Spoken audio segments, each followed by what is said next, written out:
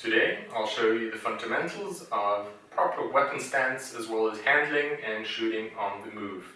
And I'll be concentrating on dynamic shooting, and those rules apply only to rifles, not pistols, because there's totally different things you have to pay attention. The first thing you want to pay attention is you don't want your feet both on the same line. You want to have one foot forward, just so you have a more stable connection to the ground. The next thing is, if you shoulder the weapon, you don't want to lean back like many new shooters do it, because it's bad for your back and for your accuracy, because you're in a really unstable position. So what you want to do is have a straight line from your rear leg up to your back, straight back. You want to really lean into the rifle, have a good connection with the buttstock and your shoulder, and also with your hand that will wrap around the pistol grip. So the skin between your thumb and your index finger really needs to go up here. Make good contact, wrap your fingers on the pistol grip, finger goes above the trigger, and the other hand will be supporting the rifle by grabbing the lower handguard. So it should look something like this. What you don't want to do is have your elbows up here. You're not a chicken, right? You want them pointing downwards, so if you shoot like this or a bit up, the exact angle depends on your physique, your loadout, your personal preference. One thing I want to point out is, if you have a weapon with an optic on, you can do what is called a C-clamp. So C, right? Grabbing the rifle, your thumb is above the upper handguard. You don't have to worry about blocking the iron sights because you have the optic that sits a bit above. So this C-clamp just adds another position contact to the rifle, and the more contact points you have, the better you will be able to handle that rifle. And now we know how to stand while shooting, but what if you want to shoot from cover or shoot longer distances and you need just a more stable position?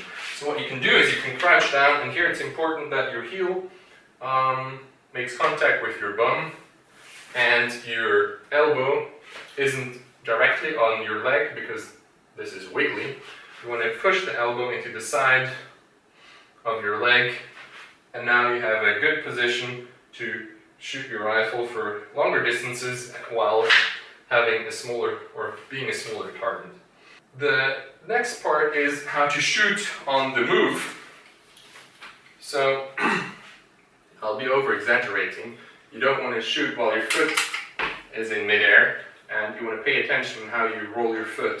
You don't want to do this, because as you can see, my whole barrel is kind of moving like this. So you want to roll from heel to toe, like this.